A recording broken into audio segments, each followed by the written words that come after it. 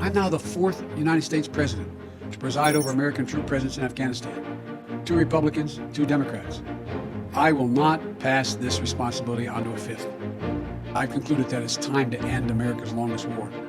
It's time for American troops to come home. The United States will begin our final withdrawal, begin it on May 1 of this year. ये बयान था America के 46th president Joe Biden का, जिन्होंने white house में Oval office संभालते ही US troops की अफगानिस्तान में वापसी को प्रायोरिटी में रखा। इस वीडियो में हम बात करेंगे यूएस ट्रूप्स के अफगानिस्तान में आने के रीज़न से लेकर अफगानिस्तान की हिस्ट्री और उनकी अनसर्टेनिटी तक। तो अफगानिस्तान के इस कॉन्फ्लिक्ट को समझने के लिए हमें चलना होगा 50 साल पीछे। तो बात करते हैं अफगानिस्तान के रूलर मोहम्मद जाहिर शाह की। इन्होंने 1933 से लेकर 1973 तक अफगानिस्तान में रूल किया। यहाँ पर 99% पॉपुलेशन इस्लाम फॉलो करने वाली थी। इस टाइम पर हम कह सकते हैं कि अफगानिस्तान एक लिबरल कंट्री थी।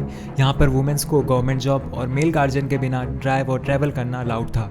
लेकिन ये सब ज़्यादा समय तक नहीं चला, क्योंकि 1973 में किंग जाहिर शाह के भाई मोहम्मद दाऊद खान ने पीडीपीए, जो कि अफगानिस्तान की कम्युनिस्ट पार्टी थी जिसे कि यूएसएसआर बैक कर रहा था, उसके सपोर्ट से किंग जाहिर शाह का तख्ता पलट कर दिया।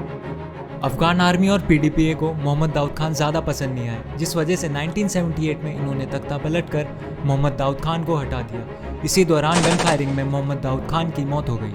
अब अफगानिस्तान पहली बार एक रिपब्लिक कंट्री बन गई थी और रूलिंग पार्टी थी पीडीपीए।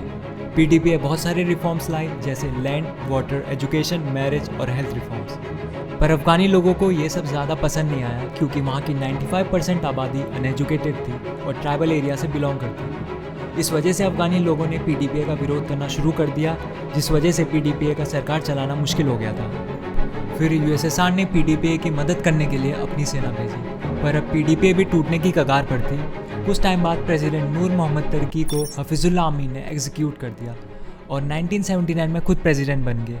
लेकिन यूएसएसआर को ये सब पसंद नहीं आया, तो फिर उन्होंने हफीजुल्लाह अमीन को भी मार डाला। 24 दिसंबर 1979 से सोवियत अफगान वॉर शुरू हो गया, जिसमें अफगानी विद्रोह समूह के साथ नौजवान मुजाहिदीन और छोटे छोटे ट्राइबल ग्रुप शामिल थे।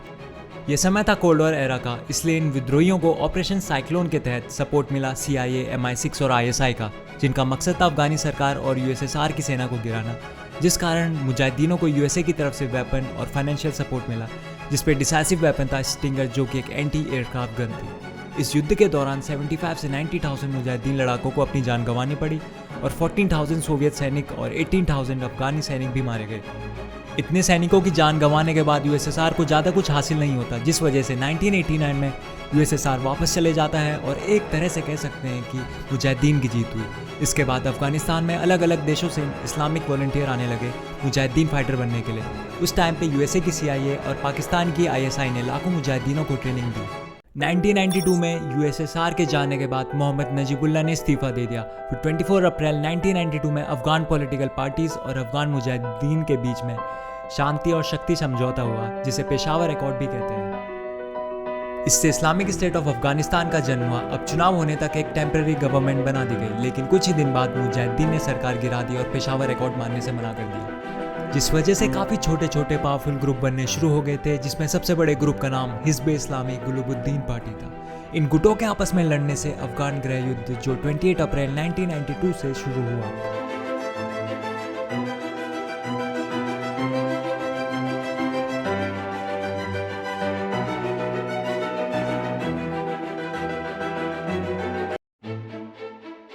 यहाँ से शुरू होती है तालिबान बनने की कहानी। तो चलिए जानते हैं तालिबान शब्द को। अरबी भाषा का एक शब्द है तालिब, जिसका अर्थ है स्टूडेंट। इन्हीं के ग्रुप को कहते हैं Taliban.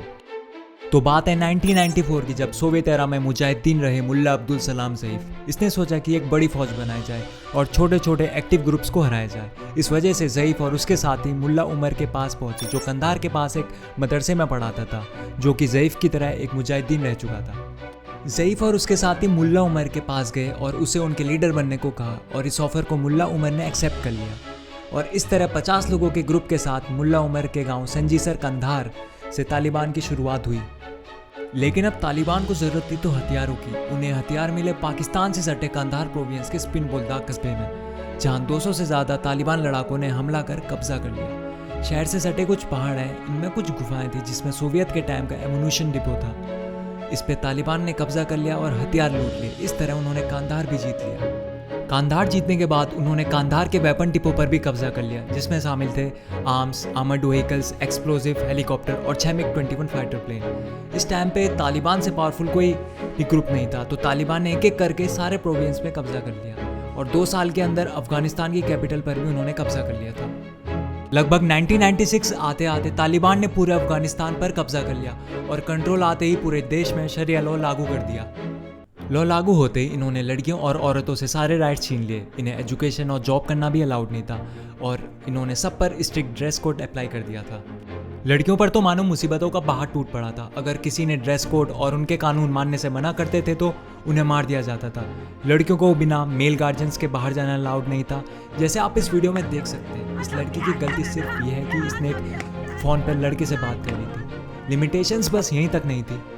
Western media, TV, music, dancing, sports event सब पर बैन लगा दिया। शिया मुस्लिम से कहने लगे कि सुन्नी मुस्लिम में कन्वर्ट हो जाओ वरना मरने के लिए तैयार रहो। नॉन मुस्लिम रिलीजन के लोगों के साथ तो बहुत ज़्यादा डिस्क्रिमिनेशन हुआ और उनके रिलीजियस आर्टिफैक्ट का मास डिस्ट्रक्शन स्टार्ट हो गया, जिसमें सबसे पॉपुलर बामियान बुद्धा का इंसिडेंट है, जब तालिबान ने मार्च 2001 में 6th सेंचुरी के स्टैचू को गिरा दिया था। इसी बीच तालिबान के स्क्रूल रिजिम का डाउनफॉल शुरू हुआ जब तालिबान ने सपोर्ट किया ओसामा बिन लादेन की अलकायदा का।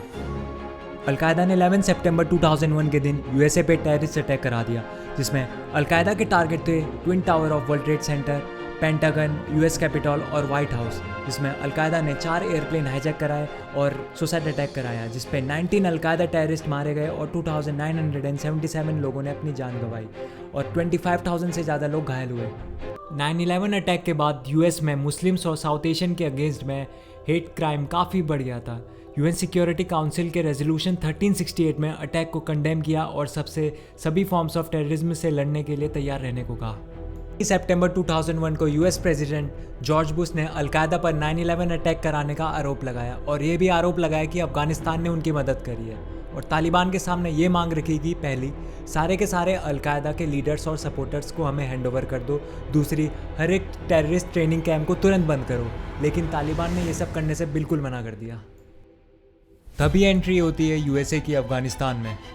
7 अक्टूबर 2001 9/11 अटैक के 1 महीने से भी कम में यूएस अपनी नेटो अलायंस के साथ तालिबान में हैवी बॉम्बिंग से तालिबान और अलकायदा के सारे कैंप डिस्ट्रॉय कर देता है। ऑपरेशन इंड्यूरिंग फ्रीडम के तहत अफगानिस्तान की पूरी तस्वीर बदल गई थी। अब तालिबान लगभग पूरे अफगानिस्तान से गायब हो गया था।